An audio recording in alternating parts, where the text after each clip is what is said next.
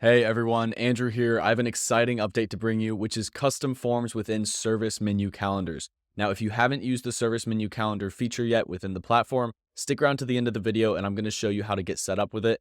But before that, let me show you exactly how you can implement a custom form within your service menu calendar right now. Now, the purpose of this is to use our service menu calendars here, which you can see in your calendar settings, along with a custom form so we can collect specific amounts of information rather than just the default form collecting, name, email, phone number. So if we want to do this, first thing we need to do is create a form, which we're going to do that by going to Sites and then going to Forms, Builder, and then we can create our service calendar form.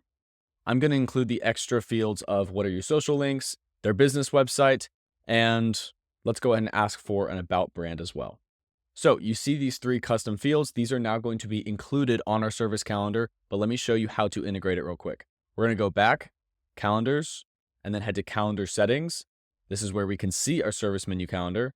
And right here, we already have one created. We're going to click the three dots, click Edit, and then it'll be right here on the first page. You have your form where you can select your service calendar.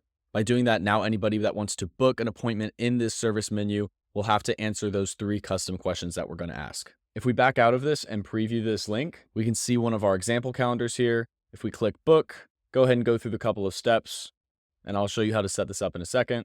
Select a time, and then you'll see right here our custom form is embedded within the calendar. Now, if you haven't used the service calendars yet, don't worry, I'll show you all the prerequisites you need to have in order to have it set up. First of all, you need to go to Preferences, and then you'll see this little toggle switch for us to turn on the service menu.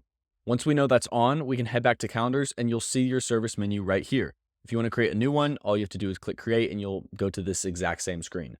Now, once you're in your service menu, you'll see a notification that says, in order to create your service menu, you need to create calendars and add them to groups. So you can go ahead and go to Calendars, make sure you create calendars with this new service type. So we have our example here, but we're going to go ahead and create a new one for our service calendar, and we'll click Confirm to create this calendar. Remember, in order to use a service menu, you have to have it within a group. We're going to move it to our example group, and then you'll see now we actually have two calendars within this example group.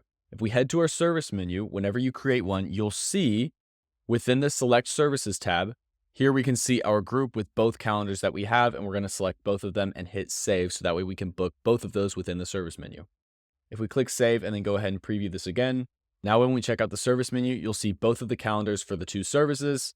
We can click either one of them, go through the booking process, and then we'll see at the end of it, that custom form that we made right here with all of the custom fields that we're going to be asking.